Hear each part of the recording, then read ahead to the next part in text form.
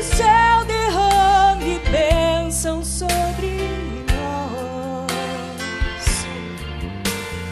Hoje é o dia que temos de falar que Jesus está mais perto de voltar.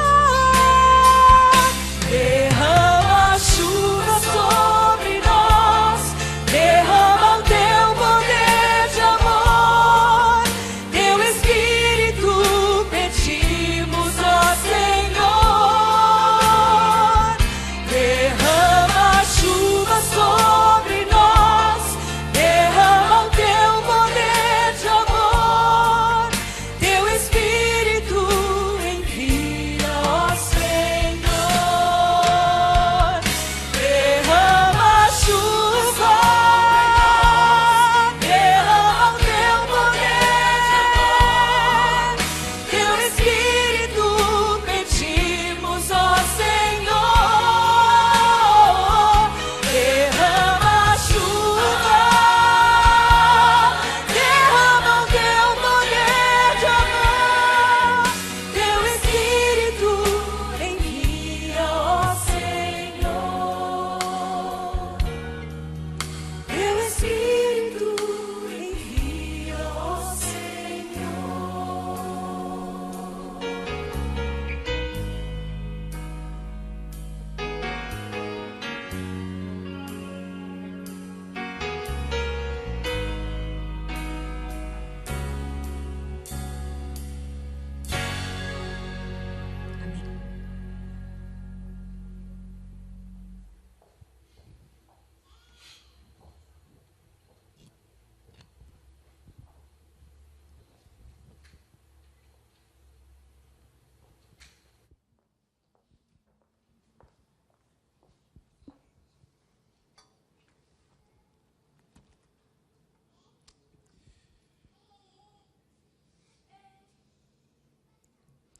Boa noite a todos. Privilégio nosso, eu penso, estarmos em boas circunstâncias nesta quarta-feira, finalizando um dia que eu creio que tenha sido de experiências variadas, mas eu creio que experiências benéficas, é por isso que estamos aqui. Muitos para agradecer, outros para pedir, mas independente da situação, nós estamos em boas condições, pois estamos na presença de Deus. Pensando nisso, eu pensei numa reflexão que possa fazer com que o nosso restante de semana se torne mais fácil de ser vivido. Eu pensei numa reflexão que faça com que você chegue ao sábado repleto ou repleta de alegria, de sorrisos, de abraços, a fim de chegar ao final da semana e poder afirmar que grandes coisas o Senhor fez por você ao longo desses dias que Ele permitiu que vivêssemos. Por isso eu quero convidar você para refletirmos numa mensagem que está no livro dos Juízes. Livro dos Juízes. O livro dos Juízes, em termos históricos, ele representa um período muito especial da história do povo de Deus. Por quê? Porque é um dos livros da Bíblia em que você vai encontrar o povo de Deus em constante guerra, em constante confronto para com os inimigos. E quando eu estava preparando esta reflexão, eu pensei num livro, que eu já li alguns trechos, não todo ele, o livro chamado A Arte da Guerra. É possível que muitos de vocês já tenham lido ou conheçam esse livro. É um livro que já está, talvez, aí na sua 30ª edição. É um livro muito lido. E, ao fazer uma pesquisa sobre as segmentações deste livro, eu descobri que há a arte da guerra para estudante, há a arte da guerra para administradores, e eu descobri que há a arte da guerra para mulheres. E aí eu proibi a minha esposa de acessar o conteúdo desse livro, porque pode ser muito perigoso a mim se ela conhecer o conteúdo deste livro, A Arte da Guerra para Mulheres. Mas o que esse livro historicamente representa? representa exatamente as estratégias de guerra de Sun Tzu, que certamente em meio a um conflito bélico, promoveu ou criou estratégias de guerra onde o seu exército pudesse se sair vencedor. E ao longo da história, isso ele fez no século IV a.C., ao longo da história, muitos outros generais, guerreiros, usaram as estratégias de Sun Tzu a fim de se prepararem para guerras, para lutas contra exércitos inimigos, entre eles Napoleão Bonaparte. Uma frase que me chamou a atenção nesse livro é a seguinte: evitar guerras é muito mais gratificante do que vencer 1000 batalhas. Pensamento muito interessante, que pode nos levar a profundas reflexões. Mas hoje nós vamos estudar sobre uma arte da guerra extremamente ilógica. Pensei até em escrever um livro, A Arte da Guerra de Deus. Porque as formas como Deus chama o seu povo para guerrear, para batalhar, são totalmente ilógicas do ponto de vista humano. E hoje nós vamos ver mais uma estratégia de guerra divina totalmente ilógica da perspectiva humana. Juízes capítulo 6. Juízes 6.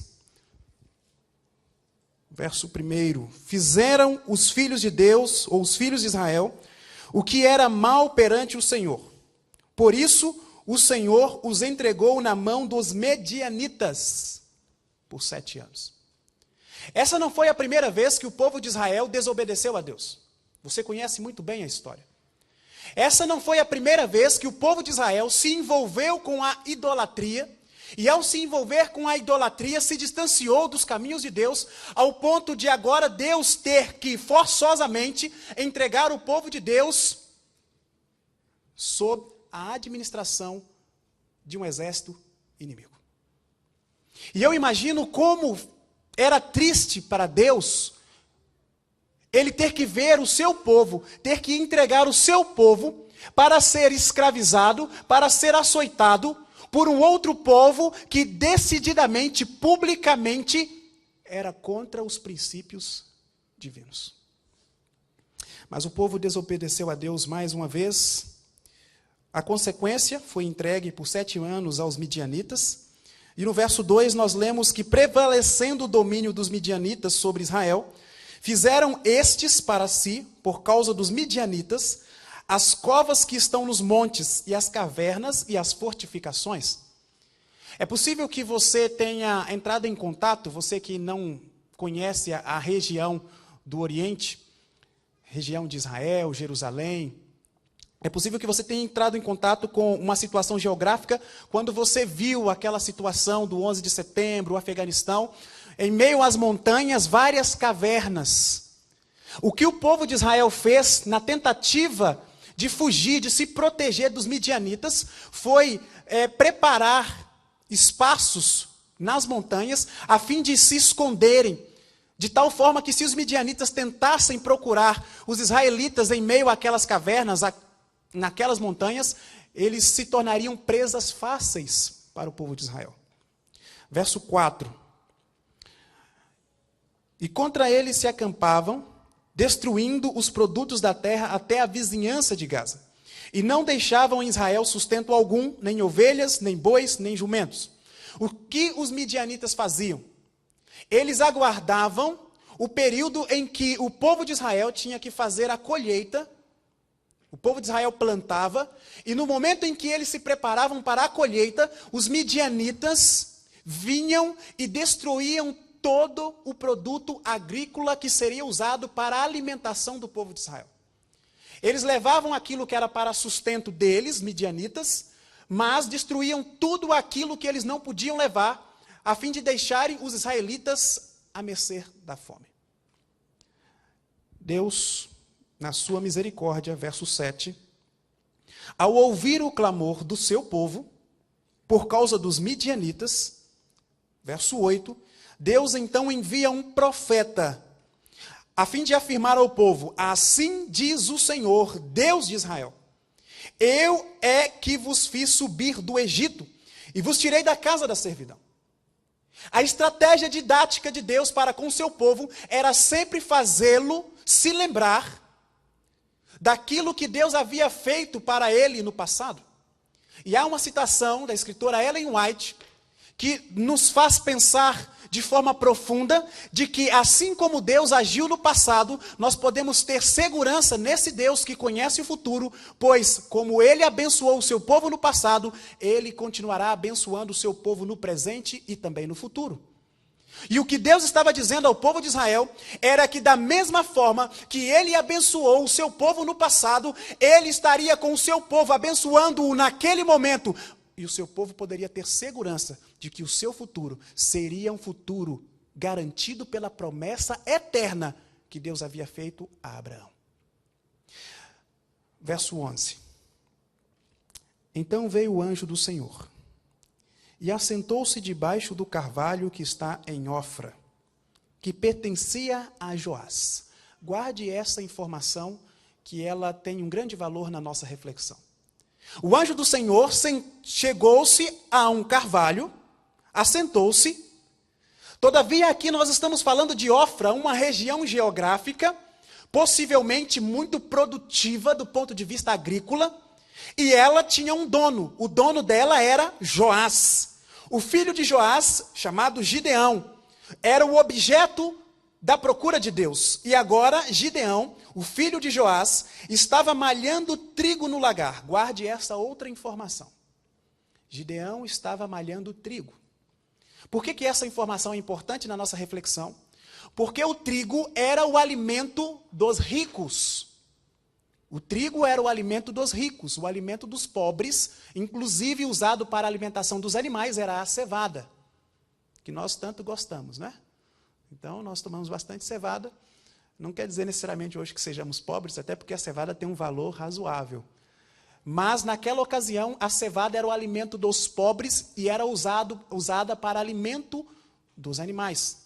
Portanto, se Gideão estava malhando trigo, e ele era o filho do dono daquela fazenda, Gideão não era um homem pobre. E você guarde essa informação, porque ela é importante aqui na nossa discussão. Versículo 12. Então o anjo do Senhor apareceu a Gideão. Aqui eu consigo imaginar que o anjo do Senhor ficou observando Gideão trabalhando durante algum tempo, até que ele então se revelasse a Gideão, até que ele então se manifestasse a Gideão, e agora ele se manifesta a Gideão e diz o seguinte: o Senhor é contigo, homem valente. E aqui vem a primeira ideia da nossa reflexão: homem valente. Essa era a visão que Deus tinha de Gideão. A visão que Deus tinha de Gideão é que ele era um homem corajoso. Ele era um homem que tinha uma valentia em si, comprovada por seus atos. E de onde nós tiramos a ideia de que Gideão era um homem valente? É que possivelmente Gideão, em algum momento, havia tentado libertar o seu povo, os seus familiares, da escravidão, ou seja, da perseguição dos midianitas. Ele era valente porque ele não cruzou os seus braços. Ele era valente porque ele não se limitou diante do medo. Ele era valente porque ele, mesmo diante da impossibilidade humana de vencer os midianitas, ele teve coragem de enfrentá-los. E quando Deus chega a Gideão, se revela a ele, Deus olha nos olhos de Gideão e fala: Gideão, homem valente. Deus olha para você, olha para mim. E os pensamentos de Deus sobre mim e sobre você são superiores àquilo que eu penso sobre mim, àquilo que você pensa sobre você. Portanto, o pensamento de Deus sobre você é que você é um homem e uma mulher valentes. Você pode não acreditar. Você pode não conseguir acessar esta afirmação ou este pensamento de Deus. Mas Deus estabeleceu isso na tua palavra, na palavra dele, que ele sabe quais são os pensamentos que ele tem sobre nós. E ele está aqui nessa noite para dizer a você que você é um homem e uma mulher valentes. Quando Deus disse isso para Gideão, Gideão logo teve uma resposta. E essa resposta de Gideão nós encontramos no verso 13. E de uma forma irônica, Gideão olha para o anjo do Senhor e diz: ah, meu Senhor, se o Senhor é conosco, por que então todas essas coisas ruins estão acontecendo? Gideão olha profundamente, eu imagino, para os olhos do anjo de Deus e fala assim: ai, ai, ai, o Senhor é conosco. Mas que Deus é esse? Que Senhor é esse que é conosco, se nós estamos à mercê de uma situação tão catastrófica, tão triste, tão ruim, tão negativa, ao ponto de plantarmos e vermos a nossa plantação, vermos a nossa produção sendo destruída por um exército inimigo que nem serve ao Senhor? E Gideão continua a sua afronta irônica contra Deus quando ele diz o seguinte: o Senhor fala que é o Pai, que é o Deus dos nossos pais, que libertou o nosso povo. O Senhor é esse Deus tão poderoso, esse Deus tão marcante, esse Deus tão atuante, esse Deus tão abençoador. É o Deus que nos deixa nessa situação, que nos desamparou diante dos midianitas. Deus sabe que somos valentes, mas muitas vezes usamos a nossa valentia contra o nosso próprio Deus. Deus sabia que Gideão era valente. E Gideão era tão valente que ele ousou, na sua valentia, afrontar o próprio Deus. E se você for aqui no versículo 17, olha só o nível da afronta de Gideão para com Deus. E ele diz assim: olha, se eu acho merecimento em teus olhos, me dê um sinal de que de fato o Senhor é Deus. De que de fato o Senhor é o Senhor. Porque até agora, os fatos não comprovam diante de mim de que o Senhor que está falando comigo tem todo esse poder para libertar. Até agora, diante dos fatos que vejo e diante da situação que eu vivo, eu não tenho segurança alguma de que de fato você é um ser sobrenatural, é um ser divino. Deus sabia que Gideão era um valente. E Gideão era muito valente, ao ponto de questionar a própria palavra de Deus. Mas ainda assim, Deus não mudou o seu pensamento sobre Gideão. Você pode questionar a Deus.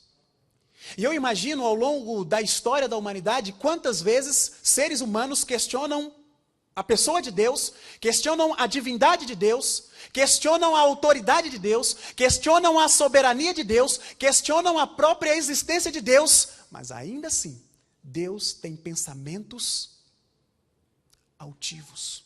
Deus tem pensamentos generosos. Deus tem pensamentos ousados, positivos, otimistas, mesmo para com aqueles que não creem nele. Gideão teve uma ideia, verso 18. E a ideia dele foi a seguinte: eu vou testar para ver se esse ser é de fato divino. E agora Gideão falou o seguinte: olha, espere aqui um pouquinho. Eu vou à minha casa, vou preparar uma oferta, vou trazer essa oferta a ti, e você espera aqui até que eu volte. Gideão tinha uma estratégia, e a estratégia de Gideão era a seguinte: se ele retornasse com aquela oferta, retornasse com aquelas oferendas, e aquele ser consumisse, comesse, se alimentasse daquelas oferendas, era uma prova de que aquele ser era um ser divino, um ser humano. Assim como era o próprio Gideão. E para a surpresa de Gideão, aquele ser o aguardou, e quando Gideão voltou, ele trouxe bolos asmos de farinha, carne e caldo numa panela. E eu imagino que ele não voltou sozinho. Porque para carregar bolos asmos, carne e esse caldo, e eu não sei se era caldo de mandioca, ele estava plantando trigo lá, né? Não sei se tinha mandioca também, era um caldo. E ele trouxe esse caldo, quando ele chegou diante do anjo do Senhor, verso 20, o anjo do Senhor disse o seguinte: toma a carne, os bolos, põe-nos sobre esta penha e derrama-lhes por cima o caldo. E assim ele fez. Versículo 21.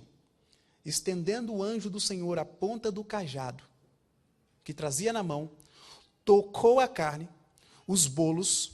Então subiu o fogo da penha, consumiu a carne e os bolos, e o anjo do Senhor, o quê? Desapareceu. E quando o anjo do Senhor desapareceu, agora pela terceira vez, Gideão grita ai.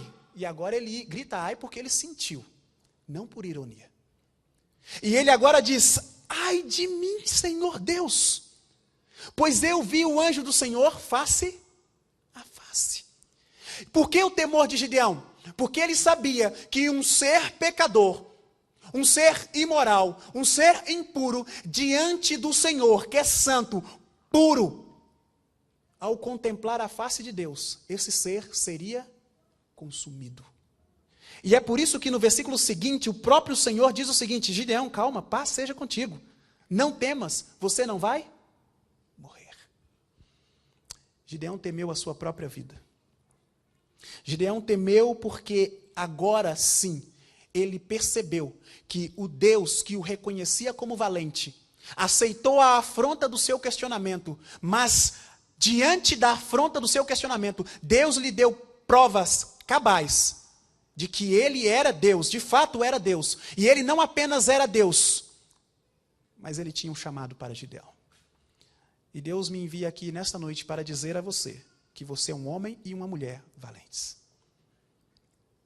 E não importa o seu questionamento diante do que a sua valentia possa te levar, Deus tem um chamado para você. Qual chamado é esse? O chamado de Deus para você é o mesmo chamado que ele teve para Gideão. Deus não foi chamar Gideão para uma diversão. Deus não foi chamar Gideão para prazer. Deus foi chamar Gideão para uma guerra. E Deus chama você, reconhece você como um homem e uma mulher valentes, porque Ele tem um chamado para você, para uma guerra. E a guerra que Deus chamou Gideão a participar foi uma guerra de libertação. Porque Deus se comoveu diante do fato de ver o seu povo entregue, vítima dos seus pecados, a um exército inimigo, e Deus não se continha. Deus não se continha, porque Deus não tem prazer no sofrimento dos seus filhos. Deus não tem prazer no sofrimento do seu familiar, que você sabe, que você sente, que você chora e que você ora por ele. E Deus te chamou para você ser o libertador da sua família. Deus não sente prazer na angústia, no terror, no temor dos seus colegas de trabalho, colegas de escola, que sofrem vítimas de doenças emocionais, que sofrem vítimas de doenças físicas, sofrem talvez por depressão, talvez sofrem por falta de um relacionamento mais amistoso com a sua família. Deus não tem prazer nisso, e Deus te chama como um valente dele para libertar os seus amigos e companheiros de qualquer doença. Quando Gideão entendeu o chamado de Deus, para isso ele precisou entender quem era Deus. Deus o conduziu a uma estratégia. Capítulo 7. Quando eu disse para vocês que as informações eram importantes de serem guardadas, é porque quando Deus chamou Gideão para a missão, Gideão deu uma desculpa para Deus. E a desculpa foi que a família dele era a mais pobre daquela região. Como a família dele poderia ser a mais pobre se o pai dele era dono de uma fazenda? Se ele estava malhando trigo, alimento dos ricos. E se você olhar por entre os versos de Juízes, você vai perceber que Gideão tinha servos. Ele não era um homem pobre. Portanto, aquela desculpa dele não era do ponto de vista da pobreza financeira, mas era do ponto de vista da sua própria visão de que a sua família era uma família fraca, uma família pequena, uma família que não era representativa, influente na sua comunidade. E o que Deus tinha para Gideão, era dar-lhe a compreensão que Deus não se preocupa com a influência social. Deus não se preocupa com a nossa influência econômica. Deus não se preocupa com a representatividade da nossa família junto a nenhuma comunidade. Deus se preocupa conosco de forma individual e independente de valores, independente de status. Deus tem uma missão individual, seja para pobres diante de ricos, ou de ricos diante de pobres, de ricos para com ricos, de pobres para com pobres, não importa, a missão de Deus é única, libertar os filhos dele, que sofrem vítimas do pecado. E para esta missão, Deus chama Gideão, capítulo 7, verso 1. O primeiro verso diz o seguinte: então Jerubbaal, que é Gideão, se levantou de madrugada, e todo o povo que com ele estava, e se acamparam junto à fonte de Arode, de maneira que o arraial dos midianitas lhe ficava para o norte, no vale, defronte do outeiro de Moré. Disse o Senhor a Gideão, verso 2, é demais o povo que está contigo, para eu entregar os midianitas nas suas mãos.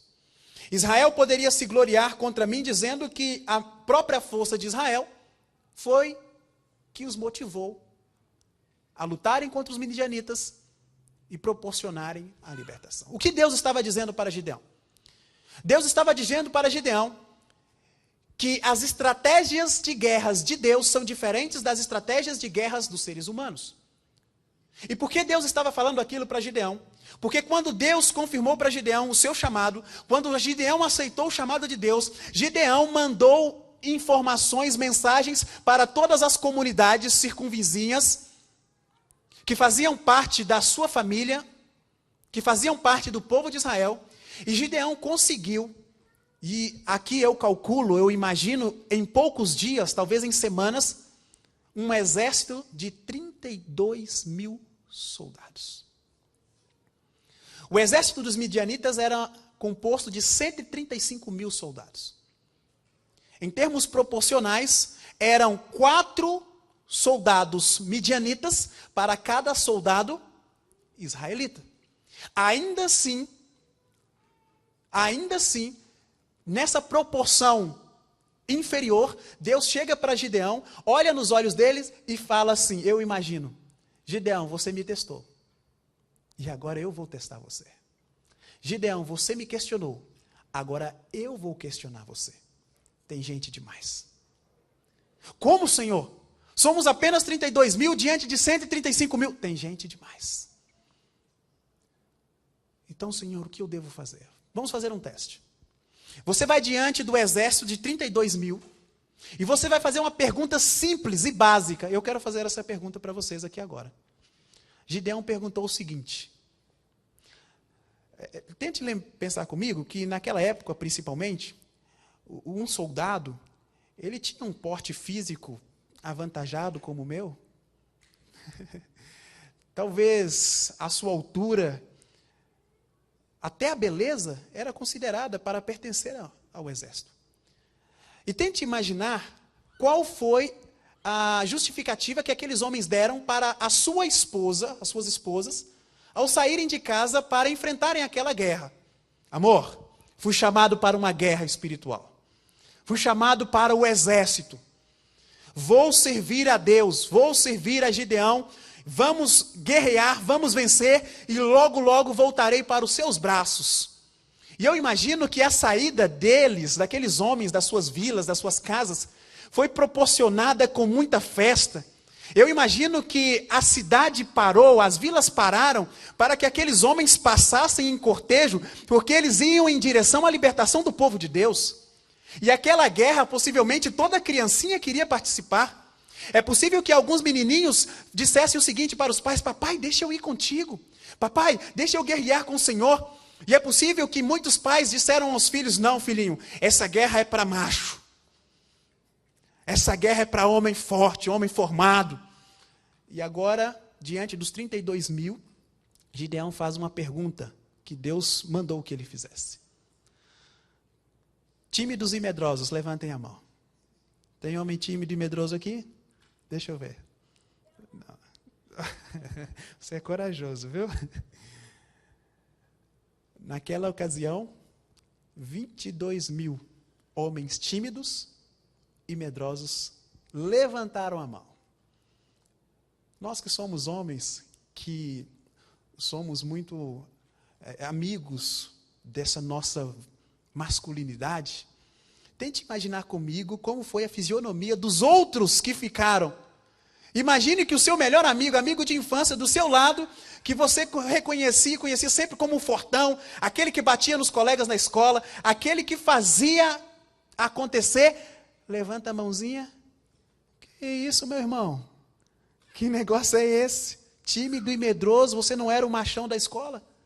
E agora aqueles 22 mil homens voltando, e agora, para mim, a pior cena é essa. o que eles disseram em casa. A mulher esperando, nossa amor, foi muito rápido essa guerra, você voltou rapidinho. Já terminou a guerra? Na verdade, eu não passei no teste. Nossa, que triste, amor. E mulheres, né? As mulheres sempre são apoiadoras dos maridos. E eu imagino que a mulher abraçou, fez um carinho.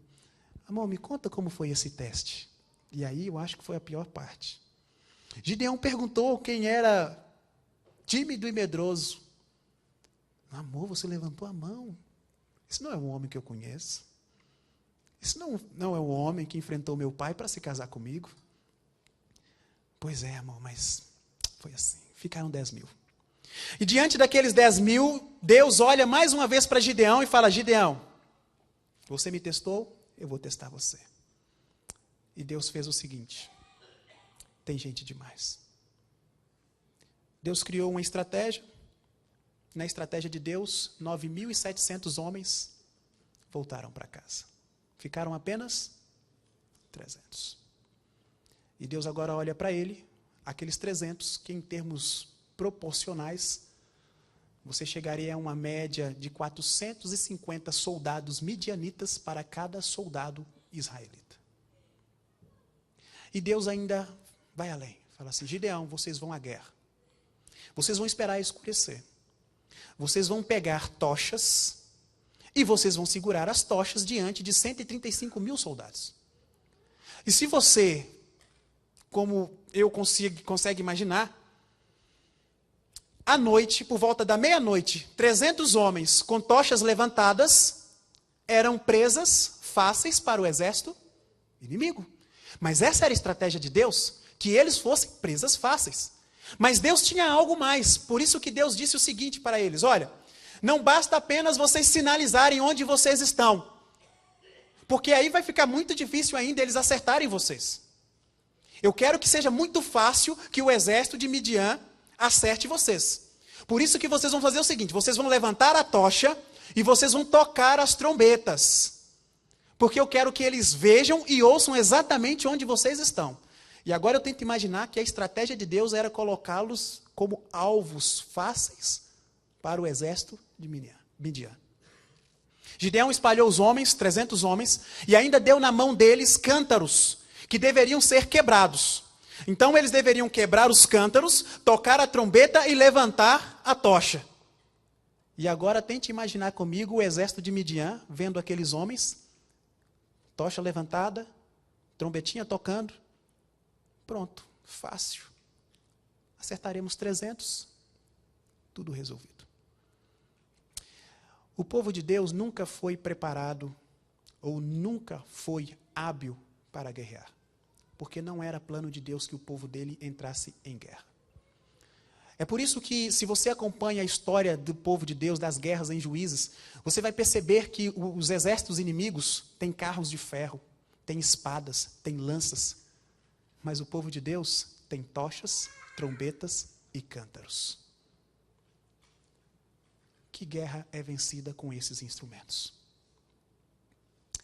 Havia não uma tradição, mas um fator histórico envolvendo esse cenário. Naquela ocasião, somente os generais tocavam trombetas. Hoje você vê quando, diante de rebeliões ou revoluções, quando a polícia vai em direção aos rebeldes, o comandante não é o primeiro a se apresentar, o comandante é aquele que ordena. E naquela ocasião, apenas os generais tocavam trombetas. Todavia, para cada general, cada general era responsável por um grupo de 10.000 soldados. E se você calcular comigo, cada homem daquele que Deus selecionou para pertencer não ao exército de Gideão, mas ao exército de Deus, cada homem daquele, ao tocar a trombeta, representava 10.000 homens. E se você calcular agora, você vai entender por que os midianitas fugiram quando ouviram as trombetas. Se você calcular, você vai entender por que os midianitas se autodestruíram com as suas próprias espadas, sem que aqueles homens que ir em direção a eles tivessem apenas que gritar pelo Senhor. Você vai conseguir chegar ao cálculo de cerca de 3 milhões de soldados. Foi isso o que o exército de Midian viu quando olhou para os 300 de Gideão. Eles viram os 300 de Gideão como generais, mas eles viram os 300 sendo multiplicados pela companhia dos anjos do Senhor. Porque mais são aqueles que estão ao nosso favor do que aqueles que são contra nós. Deus te chama para uma batalha de libertação. E nós não temos força alguma, condição alguma, de enfrentarmos a batalha contra o exército do mal. Sabe por quê? Porque somos fracos, somos medrosos, somos frágeis, somos tímidos. Mas quando tocamos a nossa trombeta, chamada oração, quando tocamos a nossa trombeta, chamada clamor, quando tocamos a nossa trombeta, reconhecendo a nossa dependência de Deus, e gritamos ao inimigo pelo Senhor, 1000 caem ao nosso lado, 10.000 à nossa direita, mas nós não somos atingidos, porque apenas com os nossos olhos nós contemplamos a destruição dos ímpios. Deus está com você. Deus chamou você para uma batalha, mas não para guerrear, apenas para receber a coroa, porque a guerra pertence a Deus. A estratégia é dele, a vitória é nossa. É possível que eu esteja falando para pessoas que estão em meio a uma acomodação espiritual, mas Deus está chamando você, como chamou Gideão, para enfrentar o inimigo. E talvez o seu pior inimigo seja o seu medo. Deus te chama para vencer o medo. É possível que eu esteja falando para alguém que, como aqueles 300, ao olharem para o exército do inimigo, não viam forças capazes de destruírem aqueles homens. E Deus me envia aqui nesta noite para dizer a você que basta você clamar, basta você gritar, não é preciso lutar, apenas receber a vitória. Fé é a vitória, é o hino que nós vamos cantar. E é o convite que Deus faz a você. Quer ser vitorioso? Quer ser vencedor? Basta você clamar, toque a trombeta, porque você é um general dos anjos de Deus. Fé é a vitória, 261, é o hino que nós vamos cantar.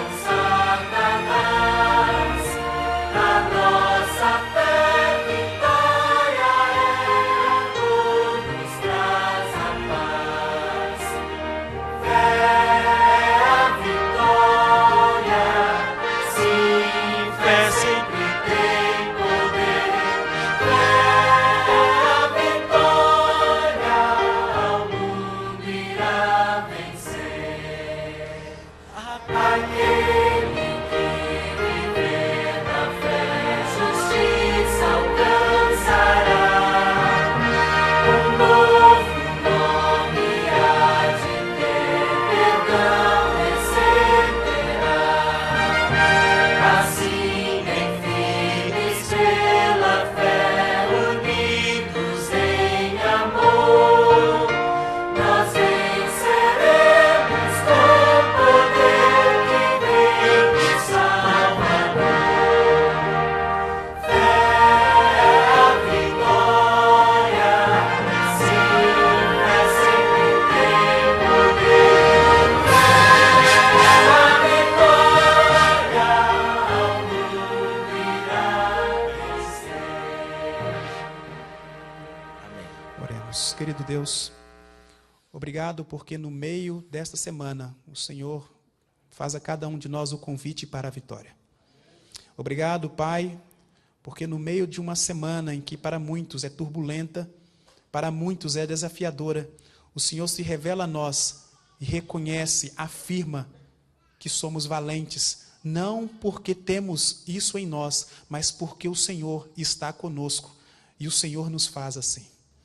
Obrigado, Senhor, porque o chamado que o Senhor tem para cada um de nós é para irmos a uma guerra já vencida.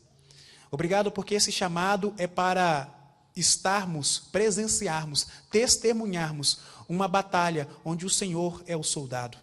Obrigado porque nós testemunhamos a Tua vitória e a Tua vitória é a nossa vitória.